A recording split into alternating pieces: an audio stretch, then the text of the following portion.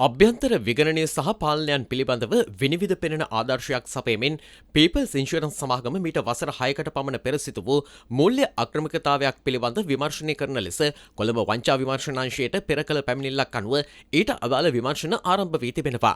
ඒසිය සේවකයන්ට ගෙවනු ලැබූ දිරිදීමනා මුදල් වෙනත් අයවලුන් විසින් ලබාගෙන අක්‍රමිකතාවයක් සිදු කිරීමේ සිද්ධියක් සම්බන්ධයෙන් 2019 සිට 2021 දක්වා වසරවල සිදුව ඇතැයි කියන මෙම අක්‍රමිකතාවය පිළිබඳව විමර්ශනයක් සිදු කරන ලෙස කොළඹ ප්‍රධාන මහේස්ත්‍රාත් අධිකරණය විසින් කොළඹ වංචා විමර්ශන අංශයට පසුගියදා නියෝග කළේ ඒ සිදු කොට තිබූ පැමිණිල්ලට අනුවයි. එම ආයතනයේ ප්‍රධාන නීති නිලධාරී සුමුදු කල්ප වික්‍රමාරච්චි මහතා විසින් කොළඹ වංචා විමර්ශන අංශයට මෙම පැමිණිල්ල සිදු කර තිබුණා. එවකට අභ්‍යන්තර යොමු පත්‍ර මගින් 2019 වසරේ ආයතනයේ සේවයේ නියුතු වෙළඳ නිලධාරිනියකට රුපියල් මිලියන 2කට වැඩි මුදලක් දිරිදීමනා වශයෙන් ගෙවීමට යෝජනා කර ඇති බව වාර්තා වන අතර මෙකී අක්‍රමිකතාවය එවකට ප්‍රධාන විධායක නිලධාරී දීපල් අබේසේකර ඇතුළු නිලධාරීන් කිහිප දෙනෙකුගේ අනුමැතියට යටත්ව සිදුව ඇති බව මූලික පොලිස් විමර්ශන වලින් හෙළි වී තිබෙන බව කොළඹ ප්‍රධාන මහේස්ත්‍රාත් අධිකරණයට කරුණු වාර්තා කර තිබෙනවා. මීට වසර 5කට පමණ පෙර මෙම අක්‍රමිකතාවයේ සිදුව ඇති අතර ඒ සම්බන්ධව 2021 වසරේදී වෝහාරික විගණනයක් පවත්වා ආයතනික මට්ටමින් නිසි විනය ක්‍රියාමාර්ග ගෙන තිබෙනවා.